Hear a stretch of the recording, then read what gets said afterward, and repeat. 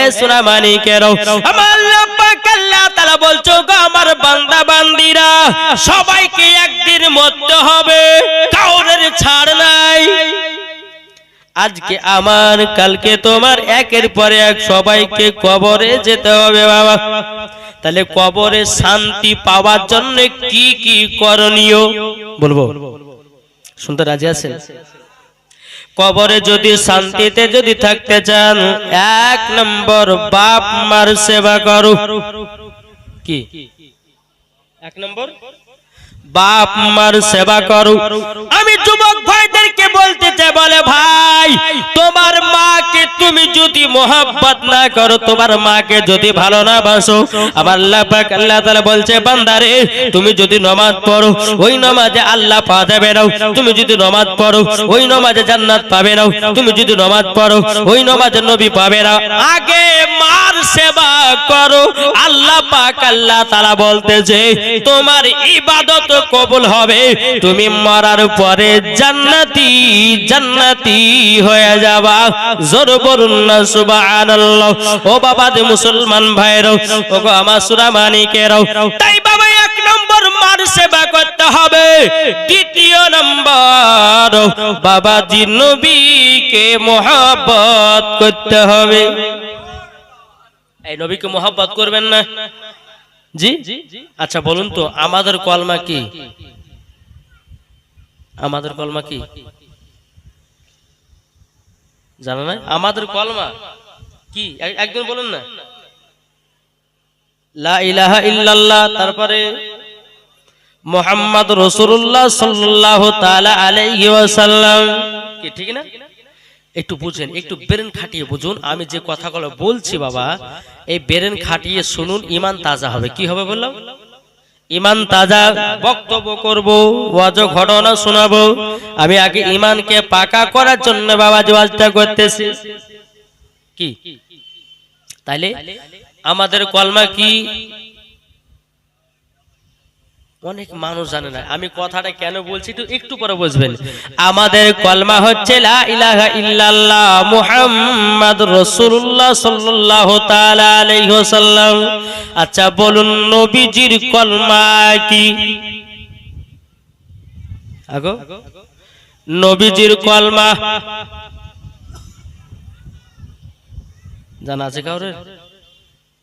জি নবীজির কলমা হচ্ছে লা ইলাহা ইল্লাল্লাহ ইন্নী রাসূলুল্লাহ। কি বললাম? লা ইলাহা ইল্লাল্লাহ ইন্নী রাসূলুল্লাহ। এটা হচ্ছে নবীর কলমা। আমাদের কলমা হচ্ছে লা ইলাহা ইল্লাল্লাহ মুহাম্মাদুর রাসূলুল্লাহ সাল্লাল্লাহু আলাইহি ওয়াসাল্লাম। জি তাহলে এবার আপনাদের কাছে প্রশ্ন করতে চাই, তাহলে আদম নবীর কলমা কি?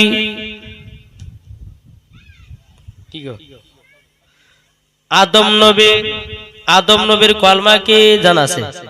জি আদম নবীর কলমা হচ্ছে লা ইলাহা ইল্লাল্লাহ মুহাম্মাদুর রাসূলুল্লাহ। জোরে বলেন। কি বললাম? আদম নবীর কলমা হচ্ছে লা ইলাহা ইল্লাল্লাহ মুহাম্মাদুর রাসূলুল্লাহ। আদম নবীর উম্মতের কলমা হচ্ছে লা ইলাহা ইল্লাল্লাহ আদম সফিউল্লাহ। জোরে বলুন না সুবহানাল্লাহ। হযরতে বাবাজি ইব্রাহিম খলিলুল্লাহর কলমা হচ্ছে লা ইলাহা ইল্লাল্লাহ মুহাম্মাদুর রাসূলুল্লাহ। হযরতে ইব্রাহিম খলিলুল্লাহর উম্মতের কলমা হচ্ছে লা ইলাহা ইল্লাল্লাহ ইব্রাহিম খলিলুল্লাহ। হযরতে আদম আপনার কিনা হযরতে মুসা কালিমুল্লাহর কলমা হলো লা ইলাহা ইল্লাল্লাহ মুহাম্মাদুর রাসূলুল্লাহ। মুসা নবীর উম্মতের কলমা হচ্ছে লা ইলাহা ইল্লাল্লাহ মুসা কালিমুল্লাহ। জোরে বলুন না সুবহানাল্লাহ। আল্লাহ বলছে ওরে বান্দারে তোমাদের কলমা যত নবী এসেছে সব নবীদের কলমা এক। জোরে বলেন। বুঝতে পেরেছেন কথা? জি আমাদের কলমা। আচ্ছা বলুন দুনিয়াতে কতগুলি নবী এসেছেন? 1,24,000 পয়গম্বর, মতান্তরে 2,24,000 পয়গম্বর। আল্লাহ বলছে যত নবী এসেছেন সমস্ত নবীদের কলমা ছিল লা ইলাহা ইল্লাল্লাহ মুহাম্মাদুর রাসূলুল্লাহ। আমাদের কলমা হচ্ছে লা ইলাহা ইল্লাল্লাহ মুহাম্মাদুর রাসূলুল্লাহ। বাবাজি মুসলমান, তাইলে ভাবুন আমরা কোন নবীর উম্মত? আমার কথা বুঝতে পেরেছেন কিছু? জি, আমাদের কলমা সমস্ত নবীদের কলমা এক, কিন্তু যতগুলি নবী এসেছিলেন সমস্ত নবীদের উম্মতের কলমা হচ্ছে আলাদা। কি বুঝেছেন? তাহলে বলুন আমাদের নসিব ভালো না খারাপ? জি ভালো না? তাইলে ভালো হওয়ার পরে এই মুসলমান কেন আজকে মদ পান করতেছে বাবা? এই মুসলমান কেন নামাজ ছাড়ছে? এই মুসলমান কেন ঘুষ খাচ্ছে? এই মুসলমান কেন সুদ খাচ্ছে? এই মুসলমান কেন হারাম কাজ করছে? এই মুসলমান কেন জিনা করছে? এ বাবা আমরা নবীর উম্মত রে বাবা, নবীর উম্মত। আমার আল্লাহ পাক আল্লাহ তাআলা বলছো গো আমার বান্দা বান্দিরা, বান্দা বান্দিরাও, তোমরা যদি নবীকে এক বিন্দু যদি মোহাব্বত করো, মরার পরে জান্নাতি জান্নাতি। জোরে বলুন না সুবহানাল্লাহ। ও বাবা রে, নবীকে যদি মোহাব্বত করে যদি কবরে যাও, ওই কবরে কি আযাব হবে নাকি? কি হবে? হাদিস শরীফের মধ্যে এসেছে। হাদিস শরীফ আপনারা উঠে দেখুন, বুখারী শরীফ, তিরমিজি শরীফ, আবু দাউদ শরীফ, ইবনে মাজাহ, প্রত্যেকটা কিতাবের মধ্যে দলিল। কি দলিল দিয়েছে দেখেন? ইমানদারের কবর হবে আলাদা আর বেঈমানদারের কবর হবে বাবা আলাদা। কি বুঝতে পেরেছেন? জি, ইমানদার যারা মারা যাবে তাদের কবরে বাবা যে আল্লাহ পাক আল্লাহ তাআলা নূরের আলা বানিয়ে দিবে। ওই কবরে কোনো কষ্ট হবে না, আপনার শরীর পচবে না, আপনার শরীরে গন্ধ ধরবে না, আপনার দাড়ি আপনার পালাবে না, মাথার চুল খুলে পড়বে না, আপনার শরীর যেমন কার তেমন থাকবে। ইমানদার যারা কবরে যাবে বাবা যে তাদের কবরে কোনো কষ্ট নাই। আর বেঈমানদার যখন মারা যায় রে বাবা, 2 দিন পরে তার কবরে শরীরে গন্ধ ধরে যায়, 3 দিনে বাবাজি তার পেটের বুড়ি আপনার পেটে যায়, 5 দিন যখন হবে পোকামাকড় তার শরীরে বাবা লেগে যায়, যখন 7 দিন হয়ে যাবে মাথার চুলগুলো কি বাবাজি নিজে নিজে খসে পড়ে যাবে। বেরাদা যখন 15 দিন হয়ে যাবে আপনার শরীরের চামড়াগুলো খুলে খুলে পানিয়ে যাবে।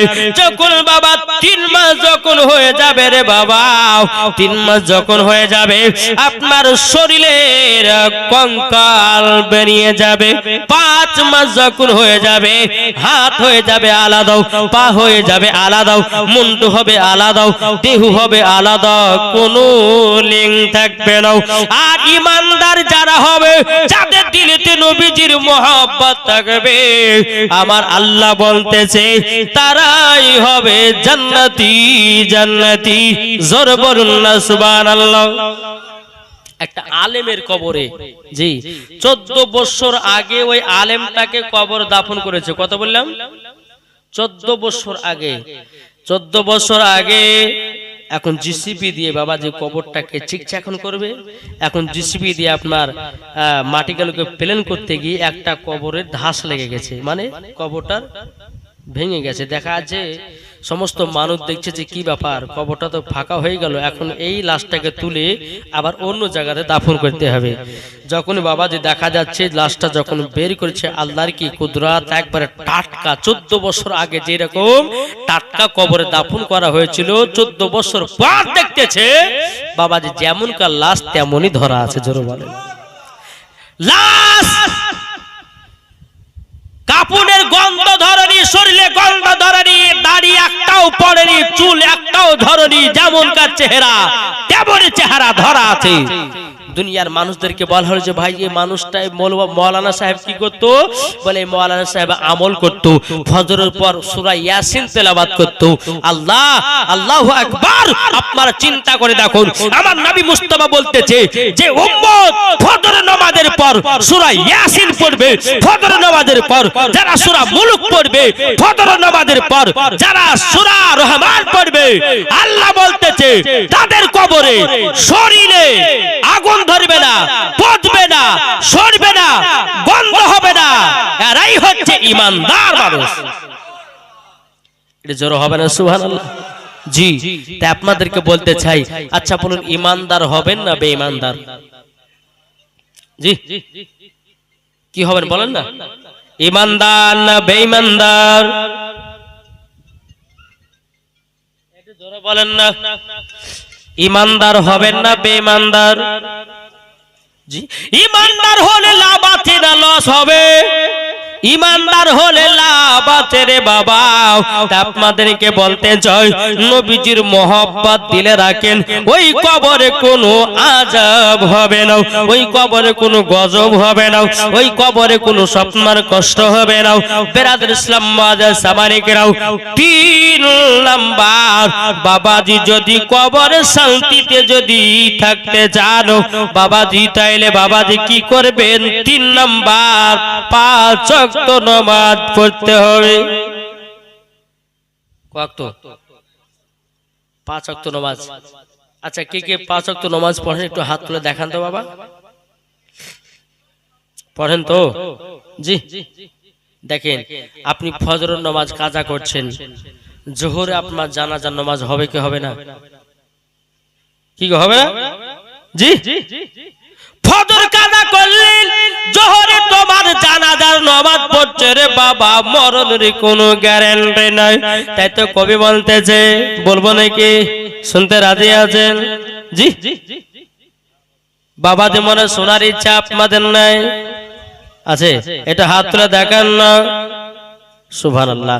যাক, এই এলাকা মানুষ যদি ইমানদার আছে, নাইলে পরে এত তাড়াতাড়ি হাত উঠবে আমি কখনো ভাবতে পারিনি। অন্য অন্য জায়গাতে বাবা জলসা করতে গেলে পরে যদি বলে যে নবীকে কারা মহব্বত করে হাত তোলো, তো ওই একটা, ওই দুটো, ও 3টে, আর এখানে একসঙ্গে হাত উঠছে। আল্লাহ যেন আপনাদের হাতগুলো কবুল করে নেয়। জোরে বলেন সুবহানাল্লাহ।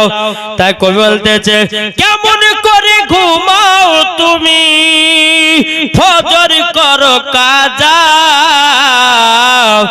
জোহরেতে হতে পারে জোহরে জানাজা।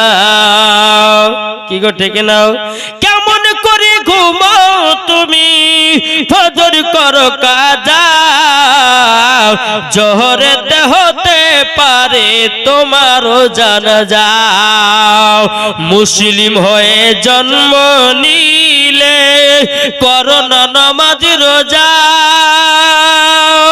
আরে তোমায় একদিন যেতে হবে কবরে তেরা তা। কি গো, ঠিক না? যে মুসলিম হয়ে জন্ম নিলে করো না নামাজ রোজা, কবরেতে যেতে হবে সেটাই তোমার লাগাও।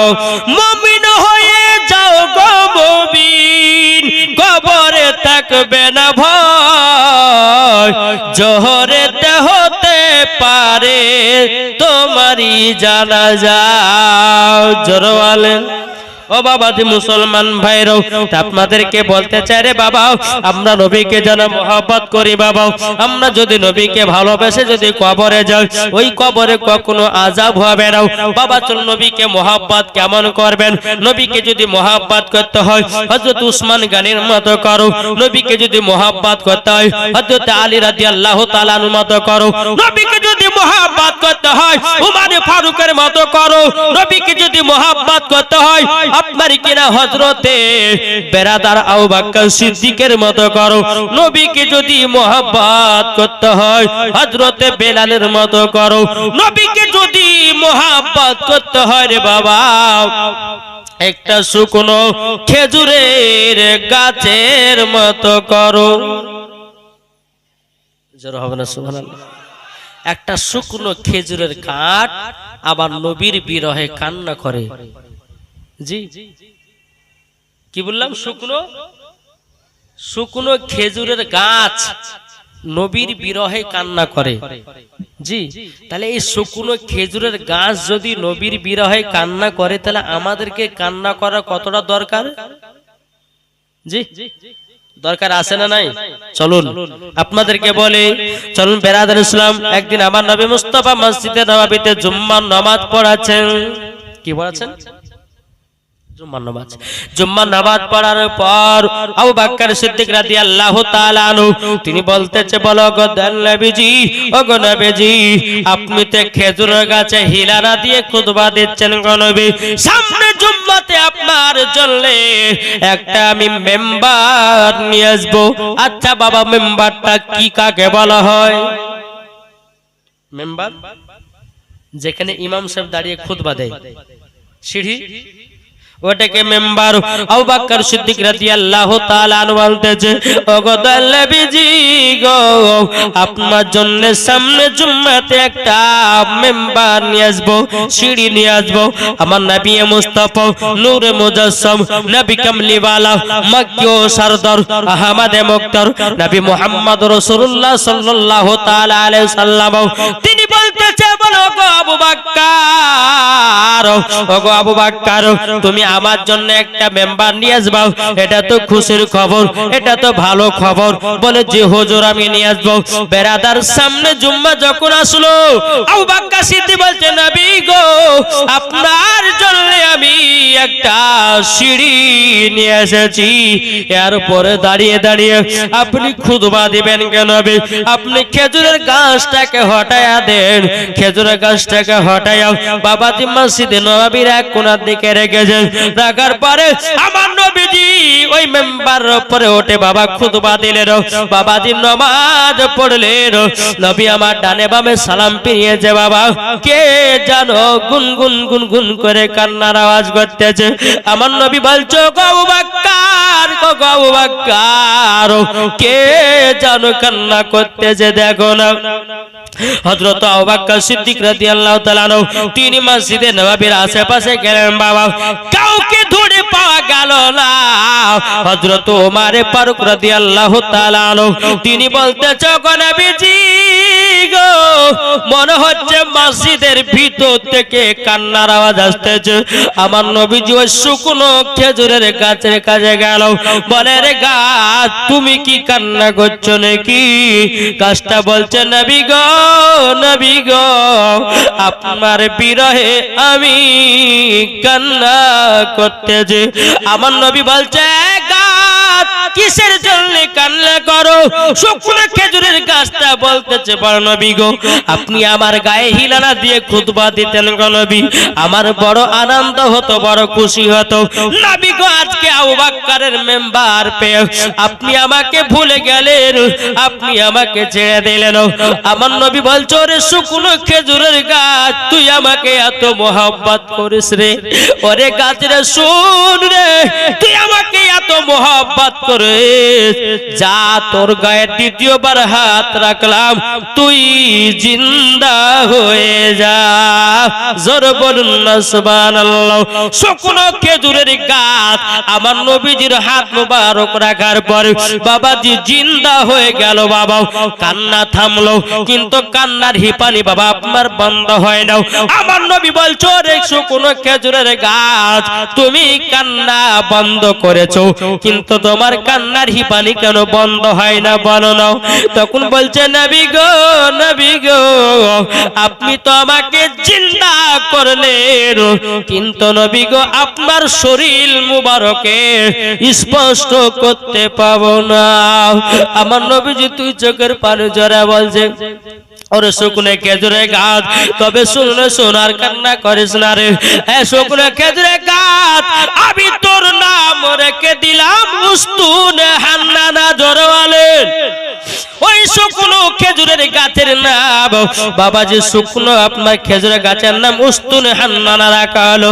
আমার নবীজি বলতে, জোরে গাছ, আমি তোকে কথা দিলাম জান্নাতে আমার সাথে কিয়ামত পর্যন্ত থাকবি, তোর জীবনে কোনো দিন মরণ হবে না। জড়ো হবে না সুবহানাল্লাহ। এই বাবাজি মুসলমান ভাইরাও, এই সূরা মালিকেরা, তাইলে আপনারা চিন্তা করে দেখুন বাবা, একটা শুকনো খেজুরের গাছ যদি নবীর বিরহে এত কান্না করে, তাইলে বলো রে বাবা, আমরা তো নবীর উম্মতে জন্ম নিয়েছি, আমাদেরকে কতটা কান্না করার দরকার? কি গো, নবীর জন্য কেঁদেছেন? কেউ কেঁদেছেন নবীর জন্য? কেউ কেঁদেছেন? কেউ কাঁদেন নাই। কেউ কেঁদেছে বাবার জন্য, কেউ কেঁদেছে মার জন্য, কেউ কেঁদেছে পেটের জন্য, কেউ কেঁদেছে সন্তানের জন্য, কেউ কেঁদেছে পাড়া পড়শির জন্য, কিন্তু নবীর জন্য তো একবার তুমি কাঁদলে নাও। যে নবীকে আল্লাহ তৈরি না করলে পরে আসমান জমিন পাহাড় পর্বত নদী নালা কোন জিনিসকে আল্লাহ তৈয়ার করতেন না। জোর বলুন না সুবহানাল্লাহ। তাই তো বাবা কবিতা বলতেছে, আমার সদস্যতে একটুখানি করে বলবেন বাবা, আমার আল্লাহ খুশি হয়ে যাবে। জোর বলেন রহমতে আলম নবী নূরে মুজাসসাম। কি গো বলবেন না? বলেন না আমার আল্লাহ খুশি, বলেন হাত তুলে বলেন রহমতে আলম নবী নূরে মুজাসসাম। সাহাবীরা আতর বানায় ওই নবীজির ঘাম, সাহাবীরা আতর বানায় ওই নবীজির ঘাম।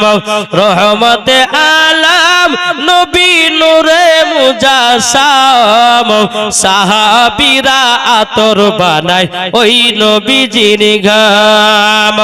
উস্তুনে হান্নানা একটি খেজুর গাছের নাম, যাকে ধরে খুতবা দিতেন রাসূল আকরাম। জোর হবে না? উস্তুনে হান্নানা একটি খেজুর গাছের নাম, যাকে ধরে খুতবা দিতেন রাসূল আকরাম। নবীর বিরহে কষ্টি কাঁদিতে রহে, নবীর বিরহে কষ্টি কাঁদিতে রহে। জান্নাতের ওই রুমে রুমে লেখা নবীর নাম। রহমতে আলম নবী নূরে মুজাসসাম, সাহাবীরা আতর বানায় ওই নবীজির ঘাম। আমরা হতো ভাগায় আজ নবী চিনলাম না, নবীর প্রেমিক হলে পরে যাব মদিনা। জোর হবে না? আমরা হতো ভাগায় আজ নবী চিনলাম না, নবীর প্রেমিক হলে পরে যাব মদিনা। নবীজি আমার কাবার কাবা, জান্নাতের ওই রুমে রুমে লেখা নবীর নাম। জোর কানু সুবহানাল্লাহ। তাই বাবা যে মুসলমান ভাইরাও, এ সোনা মানিকেরাও, আমার নবীকে মোহাব্বত করলে লাভ না লস। মানলে পরে আবু বকর, না মানলে পরে আবু জাহেল, মানলে পরে জান্নাতি, না মানলে জাহান্নামী। সোজা সোজি ডাইরেক্ট ওয়াজ। চলো একটু বেলালের ঘটনা শোনাই। কি শুনতে রাজি আছেন না? বেলাল কষ্টের ঘটনা শুনেছেন, কিন্তু আরো যে বেলাল কষ্টের ঘটনা আছে সেগুলো তুলে ধরবো। এটি জোরে বলেন না সুবহানাল্লাহ। আমার নবী যখন দুনিয়া থেকে পর্দার আড়াল হলেন বাবা, বেলাল নবীর জন্য কেঁদে কেঁদে পাগল। আল্লাহ গো, যে নবীকে না দেখলে ভালো লাগে না, ওই নবী দুনিয়া ছেড়ে চলে গেল। নবী ইন্তিকালের পর বাবাজি মদিনাবাসীরা সবাই বেলালকে বলছে, বেলাল আজান দিতে হবে। বেলাল বলো, গো মদিনাবাসীরা আমি আজান দিতে পারবো না। বলে কেন? বলে নবী আমার দুনিয়া থেকে পর্দার আড়াল হয়ে গেছে, আমি আজান দিব না। মদিনাবাসীরা বলছে, বেলাল তুমি যদি আজান না দাও গো বেলাল, আমাদের কাউরের ভালো লাগে না। বাবা যে মুসলমান ভাইরাও, এ সোনা মানিকেরাও, বেলালকে প্রত্যেকদিন মদিনাবাসীরা আজান দেওয়ার কথা বলতো বাবা। বেলাল কোন মতে রাজি হতো না। বেলাল একদিন মদিনা ছেড়ে মক্কাতে 5 মাসের জন্য চলে গেলেন। 5 মাসের জন্য, একটু বুঝেন, খুব মজার ঘটনা। 5 মাসের জন্য চলে গেলেন। 5 মাস যখন বাবা মক্কাতে কাটিয়েছেন, কাটিয়ে দেওয়ার পর বেলাল কিন্তু বাবাজি নবীজির মহব্বতে দেখতে পারে না। ওগো আল্লাহ, আমি যাব মদিনাতে, নবীজি রওজার কাছে থাকবো, কত মজা লাগবে, কত আনন্দ লাগবে। কিন্তু বেলাল মনে মনে ভাবছে, আল্লাহ, এখন যদি মদিনাতে যাই, মদিনাবাসীরা আবার তো আজান দেওয়া করাবে, আমি আজান দিতে পারবো না। বেলাল বাবা মদিনাতে ঢুকবে কিভাবে? এখন বেলাল আপনার মুখে একটা পর্দা বেঁধে নিয়েছে বাবা। বেলাল মুখে একটা পর্দা বেঁধে নেওয়ার পর মক্কাতে 5 মাস থাকার পরে 1 পা 2 পা করে বেড়াদার মদিনার দিকে রওনা দিতে লেগেছে বাবা। মদিনার দিকে রওনা দিতে লাগার পর বেলাল যখন মদিনায় প্রবেশ করেছেন, একটা পাথর দেখলো বেলাল। বেলাল বাবা পাথরটাকে চুমা খেয়ে ব্যাগের ভিতরে ঢুকে নিল। আবার একটু আগে গেল, আবার একটা পাথর পেল, পাথরটাকে চুমা খেয়ে ব্যাগের ভিতরে ঢুকিয়ে নিল। আবার একটু আগে গেল, আর একটা পাথর পেয়েছে, পাথরটাকে চুমা খেয়ে ব্যাগের ভিতরে আপনার কিনা ঢুকিয়ে নিয়েছে। মদিনাবাসীরা বলছে, কি ব্যাপার, এই মানুষটা কে? ইনি কি পাগল হয়ে গেছে নাকি? পাথর গলে চুমাকে ব্যাগের ভিতর ঢোকাচ্ছে কেন? বেলালকে তো বাবা চিনতে পারবে না। কেন পারবে না?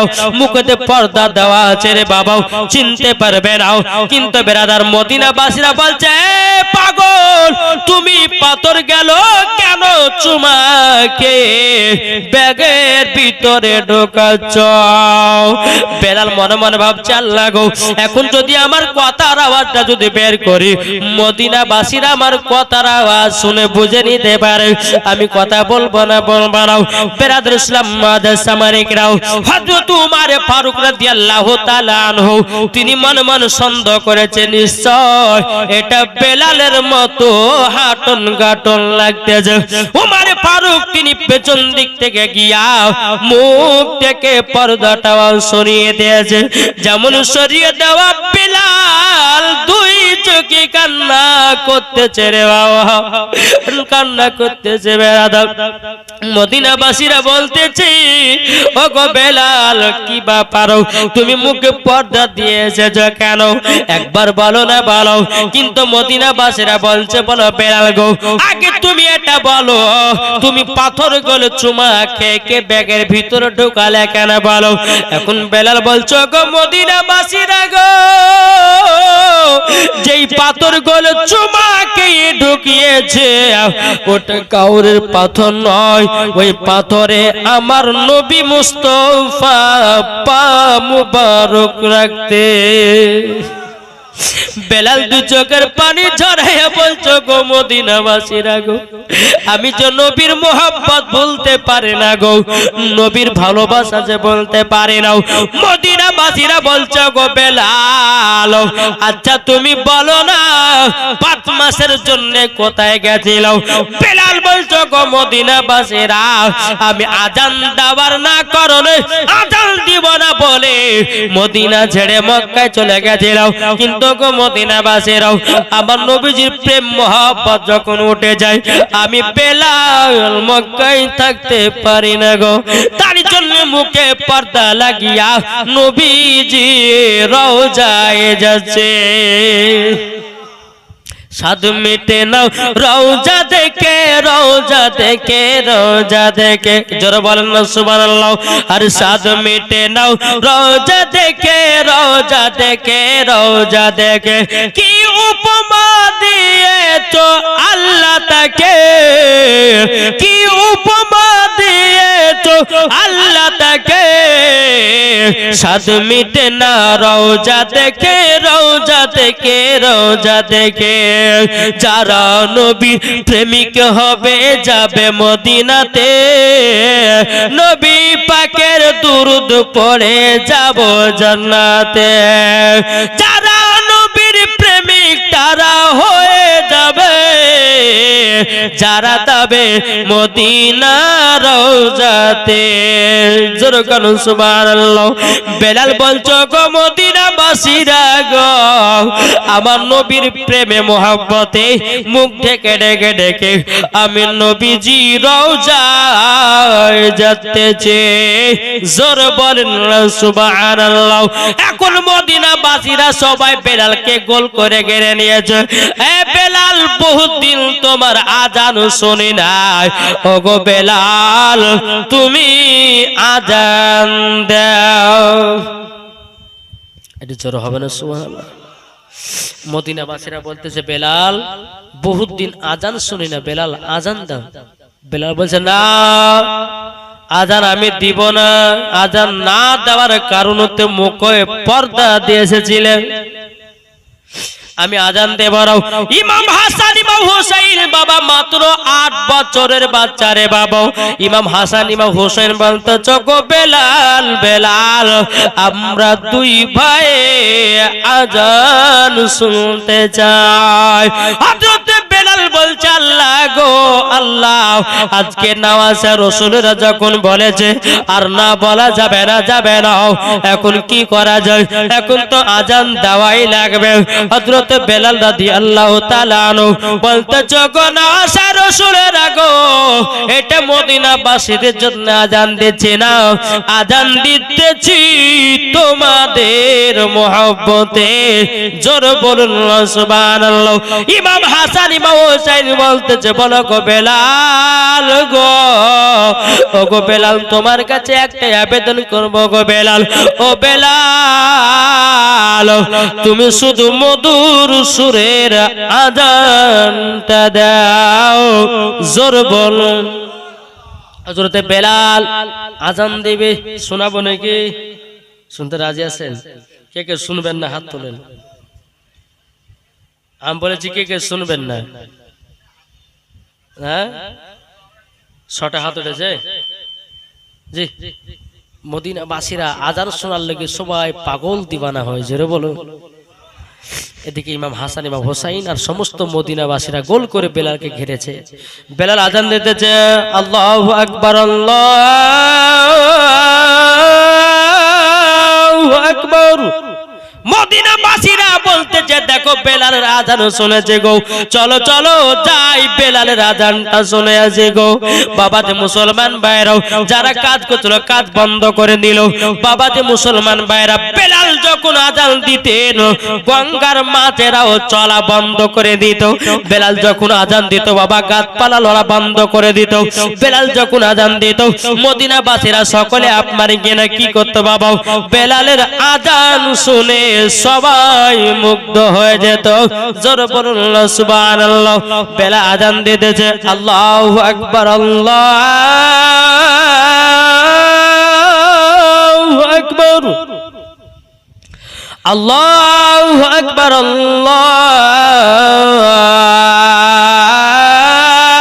আল্লাহু আকবার। আশহাদু আল্লা ইলাহা ইল্লাল্লাহ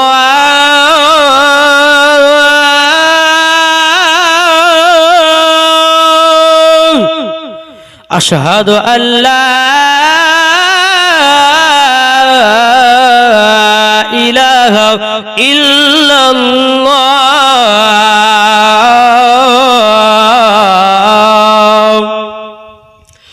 আশহাদু আন্না মুহাম্মাদুর রাসূলুল্লাহ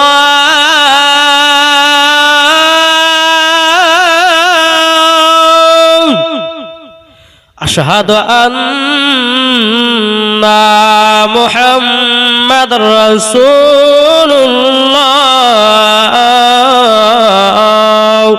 বেলাল যখন বাবা আশহাদু আন্না মুহাম্মাদুর রাসূলুল্লাহ বলেছে বাবা, বেলাল জানো জমিনে বেহুশ হয়ে গেছে। মদিনাবাসীরা বলছে কি ব্যাপার, বেলাল নবীজির নাম নেওয়ার মাত্র বেলাল জমিনে কেন বেহুশ হয়ে গেছে? বেরাদর ইসলাম মুআজ্জিজ সামানিকেরাও এই সুনামানিকেরাও বেলাল বাবাজি কেঁদে কেঁদে বাবা পাগল, বেলাল আপনার জমিনে বেহুশ হয়ে গেছে রে বাবা। বেলাল রাদিয়াল্লাহু তাআলা আনহুকে সবাই মদিনাবাসীরা আপনার কিনা বলতেছে, বেলাল গো উঠো উঠো আজান দাও। ইমাম হাসান ইমাম হোসাইন একটু পানি নিয়ে এসে বেলালের মুখে একটু ছিটানিয়ে দিয়ে বাবা আবার বেলাল আজান দিতে লাগে, হাইয়া আলাস সালাহ।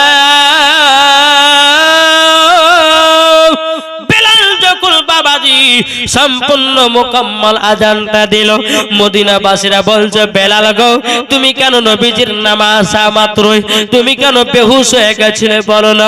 বেলাল কেঁদে কেঁদে বলছো, গো মদিনাবাসীরা গো আমার একটা কথা মনে পড়ে গেল গো, আমার নবীজি আমাকে একটা জায়গাতে আজান দেওয়ার জন্য নিয়ে গেছিলেন, ওই কথাটা মনে পড়ে গেল। মদিনাবাসীরা বলছে, বেলাল গো নবীজির সঙ্গে কি ঘটনা ঘটেছে একটু বলো না? বেলাল বলতেছে, বলো গো মদিনাবাসীরা, একদিন আমার নবীজি আমাকে নিয়ে কাবার ছাদের উপরে আজান দেওয়ার জন্য নিয়ে গেছিলেন। বেলাল বলছে যে কেন বেহুশ হয়েছে শুনবেন? বলে কেন? বলে একদিন আমার নবীজি আমাকে নিয়ে কাবাতে সর্বপ্রথম আজান দেওয়ার জন্য নিয়ে গেছিলেন। জোরে বলেন। আজান দিতে যখন নিয়ে গেলেন কাবাতে, আবার নবীজি বলেছিল, বলে বেলাল কাবার ছাদের উপরে ওঠো, ওঠার পরে আজানটা দাও। বেরাদুল ইসলাম মুআজ্জিজ সামানিক রাও সমস্ত ঘটনাগুলো মদিনাবাসীদেরকে বলতেছে, ওগো মদিনাবাসীরা, আমি তখন কাবার ছাদের উপরে উঠলাম, আমি একবার বসতেছিলাম একবার উঠতেছিলাম, একবার বসতেছিলাম একবার উঠতেছিলাম। আমার নবী বললে, বলে বেলাল তোমাকে আজান দেওয়ার জন্য কাবার ছাদের উপরে উঠালাম, ওগো বেলাল তুমি আজান না দিয়ে একবার বসছো একবার উঠছো কেন? ওগো মদিনাবাসীরা, সেই দিন আমি নবীকে বলেছিলাম, নবী গো আমি যখন মসজিদে নববীতে আজান দিই কাবার দিকে মুখ করে আজান দি গো নবী, কিন্তু নবী গো আজকে তো কাবার ছাদের উপরে কোন দিকে মুখ করে আজান দেব নবী গো? আমি ধরে পাই না। ওগো মদিনাবাসীরা, সেই দিন আমার নবী মুস্তাফা বলেছিলেন, বেলাল তুমি কি জানো না আমি হলাম কাবার কাবা। জোরে হবে না সুবহানাল্লাহ? এই বেলাল তুমি কি জানো না আমি হলাম কাবার কাবা? তুমি আমার দিকে মুখ করে আজানটা দাও। ওগো মদিনাবাসীরাও, আজকে যখন তোমাদের সম্মুখে যখন আজান দিলাম, আমার নবীজির নাম মোবারক যখন এসেছিল, আমার নবীজি সামনে দাঁড়িয়েছিলেন, তারই জন্য আমি বেহুশ হয়ে গেছিলাম। ইমাম হাসান ইমাম হুসাইন বলছে, বলো বেলাল গো তুমি কি নানাকে দেখেছো নাকি? বললে হাও। ওগো বেলাল আমরাও নানাজিকে দেখতে চাই, আমরা নানাজিকে একবার দেখতে চাই, নিয়ে চলো। হযরত বেলাল বলছো, ইমাম হাসান ইমাম হুসাইন চলো নবীজি রওজায়, চলো নবী রওজা শরীফ, জোরে বলে নবী রওজা শরীফ। আচ্ছা বেশি গজাল বললে কি ডিস্টার্ব আছে? যেই যার দিলে তো নবীর মোহাব্বত ভরা তারাই তো গজালের পাগলা। জোরে বলেন কি ঠিক না? নবী রওজা শরীফ দেখে মন ভরে না, দিদার দাও গো সাহেব মদিনা, দিদার দাও গো সাহেব মদিনা।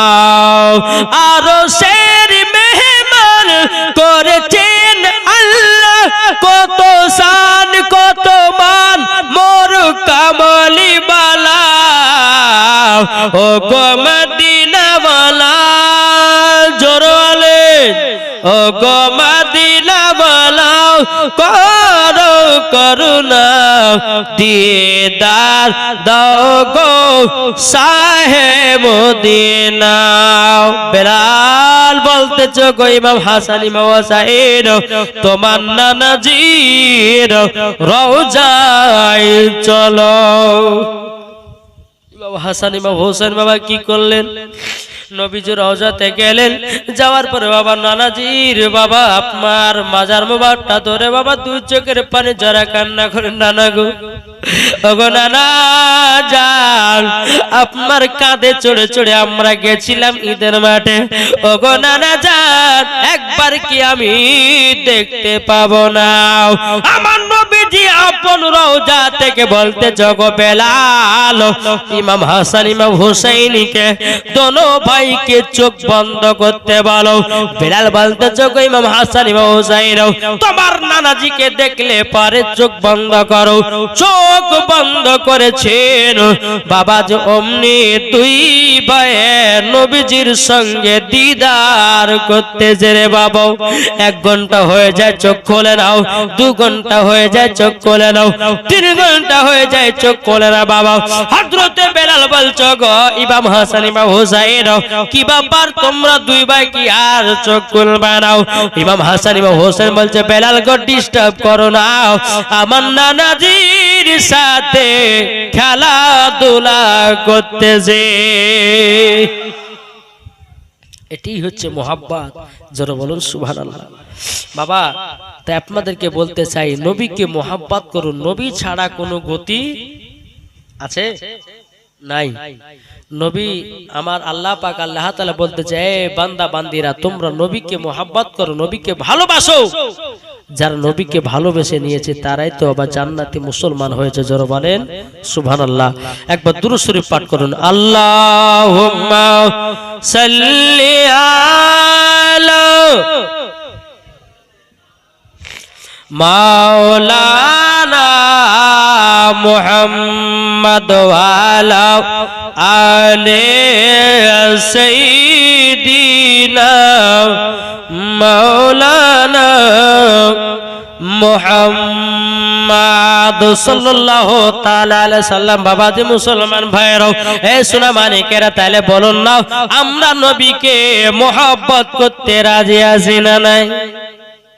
আচ্ছা বলুন তো, কার কার মদিনা যাওয়ার আশা আছে? একটু হাত তুলে দেখান তো বাবা। যাবেন না মদিনা? যাবেন না? জি, মদিনা সবারই যাওয়ার আশা, কিন্তু বাবাজি মদিনাতে কাউরে যাওয়ার সমতুল্য নাই। কি আছে? কিন্তু আমার আল্লাহ বলতেছে, বান্দা তোমরা মদিনাতে না যেও নবীর সঙ্গে দিদার করতে পারো। জোরে বলেন, দিদার করবেন? করতে রাজি আছেন? আমি যে কথাগুলো বলবো বাপ, একটু খানিক মেনে চলবেন, ইনশাআল্লাহ দেখবেন নবী আমার স্বপ্নেতে এসে আপনার সঙ্গে দিদার করবে। জোরে বলেন। জি, একজন হাজী সাহেব, একজন হাজী গরিব চাষি মানুষ, যাবেন বাবাজি নবীজি রওজায় মক্কাতে হজ করতে, টাকা নাই। কিতাবের নাম হচ্ছে আওরাতুকি হেকায়াত। কি বললাম কিতাবের নাম? আওরাতুকি হেকায়াত। এই কিতাবের মধ্যে একটা ঘটনা উঠে এসেছে।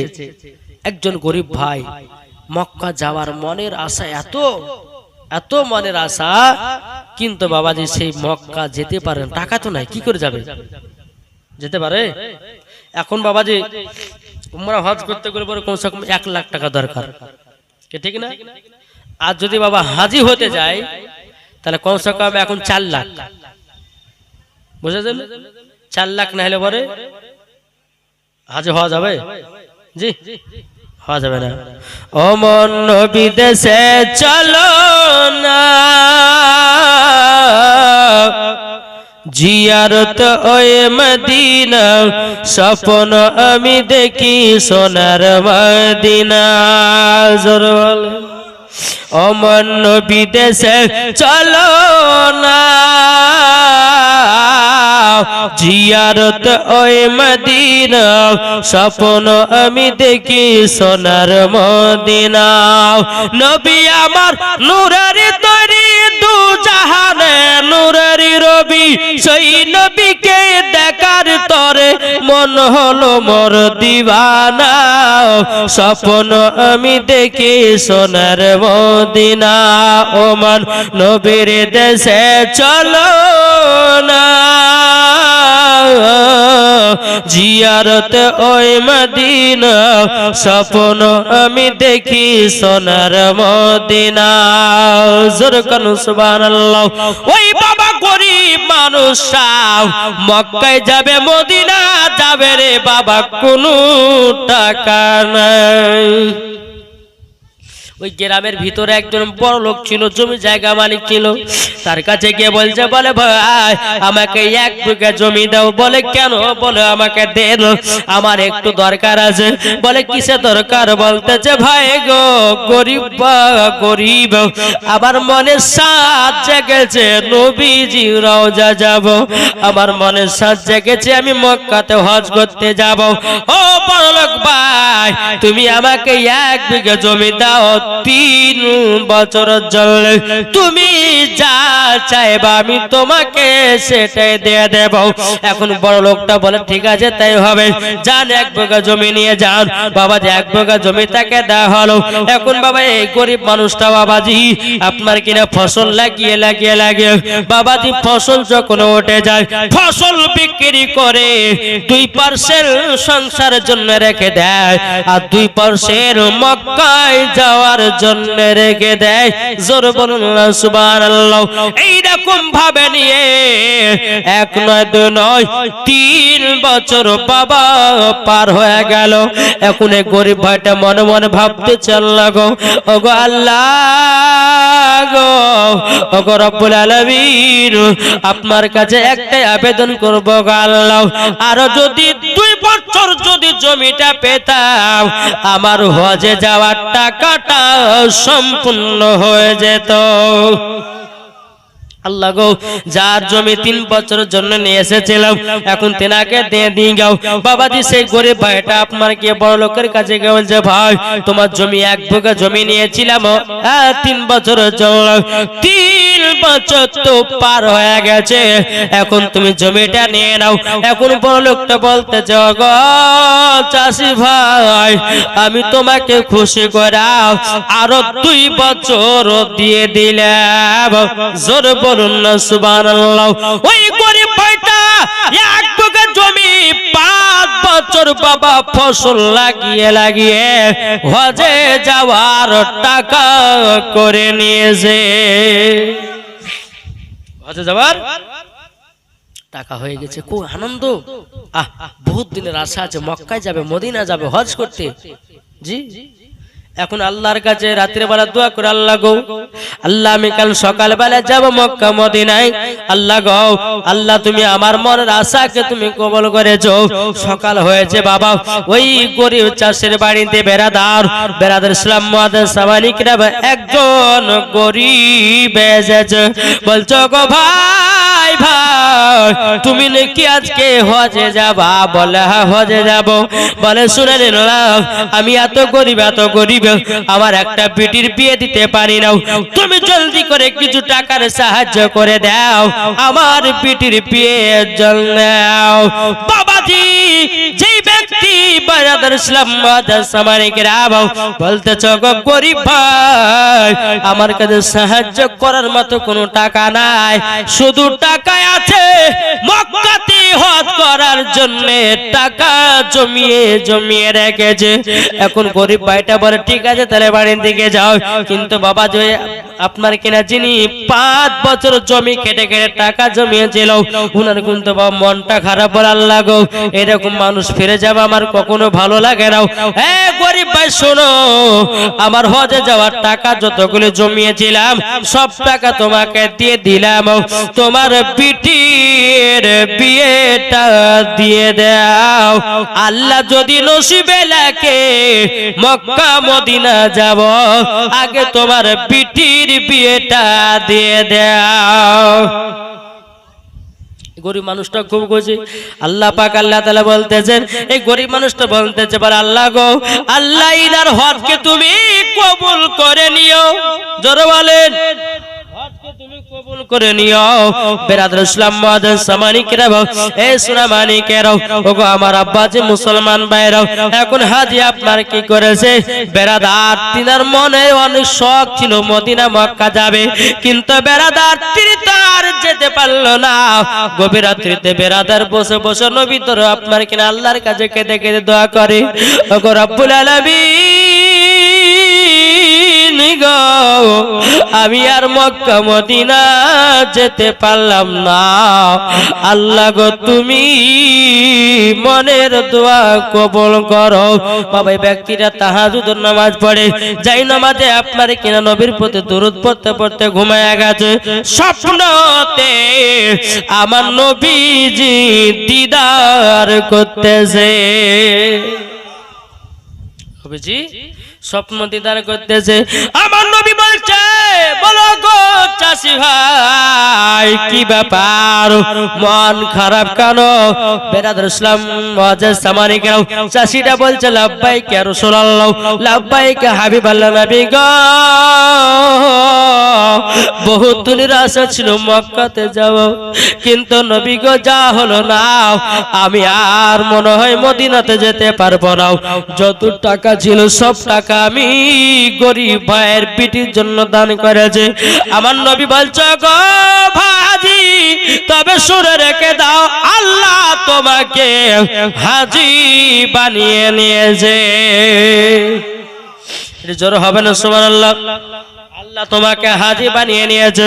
এই বেরাদুল ইসলাম মুআজ্জাজ সামানিকেরাও, ওগো সোনা মানিকেরাও, আমার নবীজি বলছে বলো গো শুনে রেখে দাও, তুমি জান্নাতের সার্টিফিকেটও পেয়ে গেছো। এখন এই ব্যক্তিটা বলছে নবী গো কি করে জান্নাতের সার্টিফিকেট পেলাম, কি করে আমি হাজি হলাম, একটু দয়া করে বলবেন নাকি?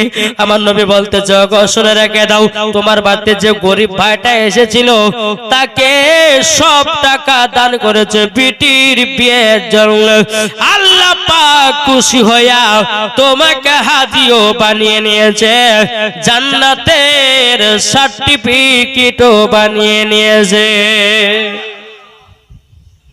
এই জোর হবে না সুবহানাল্লাহ?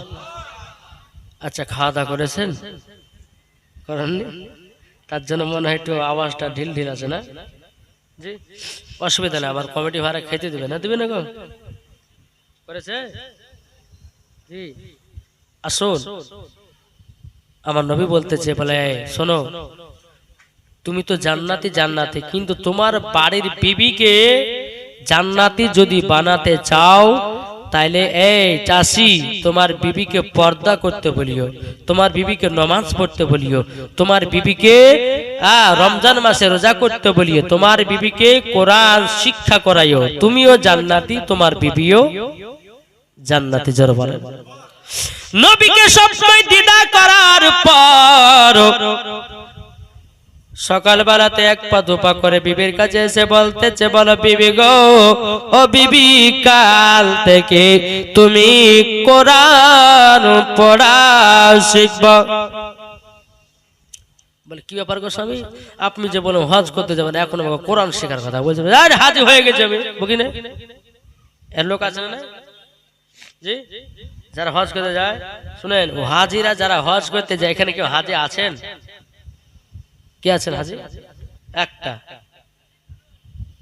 আর কেউ আছেন হাজি? সুবহানাল্লাহ। শুনেন হাজি হওয়া নসিবের ব্যাপার, কি ঠিক না? হাজি হওয়া নসিবের ব্যাপার। অনেকে মানুষ দেখেন হাজি বাড়ি থেকে যখন হাজি হজ করতে যায় তো আল্লাহ বলতেছেন যে হাজি বাড়ি থেকে যখন এক কদম ফেললো তো 80টা গুনাহ আল্লাহ মাফ করলো। যারা বলে 80টা গুনাহ মাফ হয়, 80টা নেকি তার আমলনামাতে লেখা হয় জি, আর 80টা রহমত তার বাড়িতে আল্লাহ বর্ষণ করেন। চিন্তা করেছেন? আবার যারা হাজি হয়ে বাড়ির দিকে ফিরবে যদি এক কদম বাড়ালো একটা যদি ভুল করে তাহলে 80টা নেকি কেটে না হবে। কি হবে না? 80টা নেকি কেটে না হবে, 80টা আপনার কিনা নেকি কেটে না হবে, 80টা গুনাহ তোমার ভাগ্যতে লেখা হবে, 80টা বেরহমত আপনার বাড়িতে নাজিল হবে।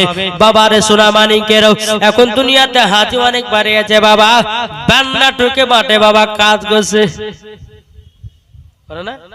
আমাদের মুর্শিদাবাদের দিকে একটা হাজি ছিল বাবা, এই মাঠে যখন কাজ করতো তো মাথায় টুপি আছে বুঝলেন, মাথায় টুপি আছে, এদিকে বাবাজি ধানের ভুঁই আপনার ভুঁই দৌড়াবে, তারপরে বান্না মারে বলে হাঁটু মাটু বাইর করে নিয়ে বান্না মেরে দিল। হ্যাঁ, এখন জিজ্ঞাসা, আরে ভাই তুমি যে হাজি গো বোকান, এখন মাঠে এসেছে, এখন হাজি তুলে রেখে এসেছে, হাজি হবে বাড়িতে, মাঠে লাই, বুঝেন না? হাজি হবে কোথা দেখছে? আচ্ছা, বাড়িতে কি শুধু হাজি না মাঠে হবে? সব জায়গাতেই, সব জায়গাতে হাজি।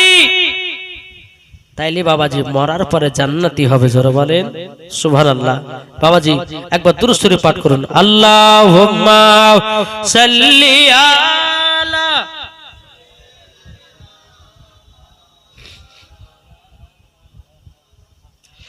ওয়ালা আলে সাইয়্যিদিনা মাওলানা মুহাম্মদ। বাবা মুসলমান ভাইরাও, এই সুনামানিকেরাও, এই যে আমার কমিটি ভাইরা বাবা জালসা দিয়েছে, বাবা জালসা দিয়েছে, এই জায়গাতে জালসা নিয়ে জালসা দিয়ে যদি আপনার দুটা মহিলা গেলা যেত, এই জায়গা কি ফাঁকা থাকতো? দুইটা মহিলাকে যদি স্টেজের উপরে লাচাও, একটাও যুবক বাবা মেলাতে থাকবে না, একটা মেয়েরা বাবা মেলাতে থাকবে না, বেরাদার সবাই এসে মহিলার নাচন দেখবে। এটাই বাবা কিয়ামতের আলামত রে বাবা।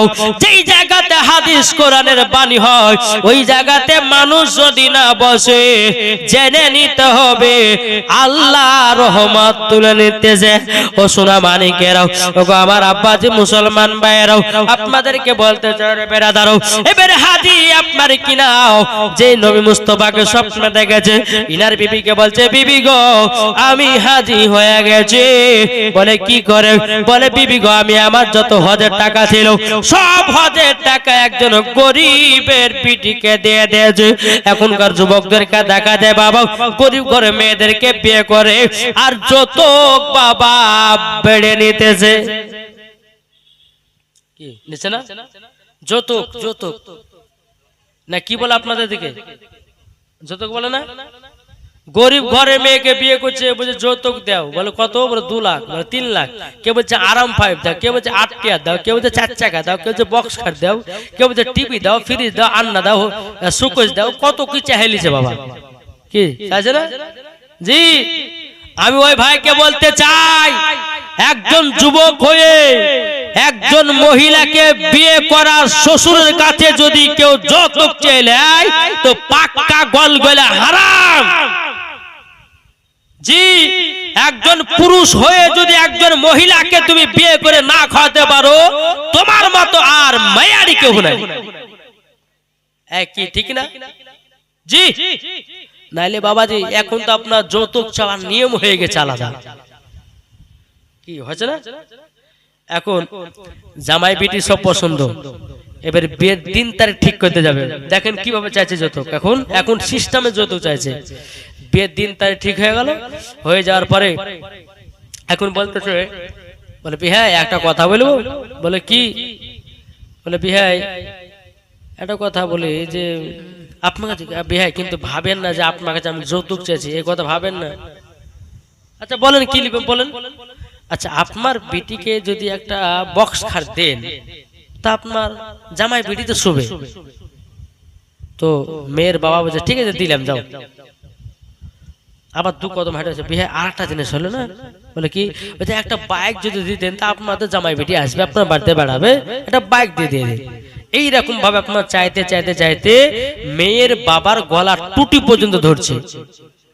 বুঝছে? এদিকে চাই লিছে, বুঝছে বিহাই যৌতুক চাইনি, বিহাই যৌতুক লিনি কিন্তু, আর এদিকে টুটি পর্যন্ত ধরে লেছে, বিহাই কিন্তু তালি পায়নি। বুঝেছেন না? এইরকম ভাবে যৌতুক আজকে চেয়ে বেটার বিয়ে দিতেছে।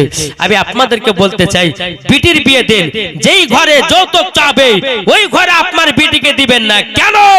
আপনার বিটিকে পছন্দ করে বিয়ে করে নাই, ওরা টাকার লোভে বিয়ে দিতেছে। কি ঠিক কিনা বলেন? জি বাবা যে মুসলমান সোনামানিক, তা আপনাদেরকে বলতে চাই, যেটুকু পারবেন, যেটুকু পারবেন একটু বেটা বেটিকে সঠিকভাবে বিয়েটা দিবেন।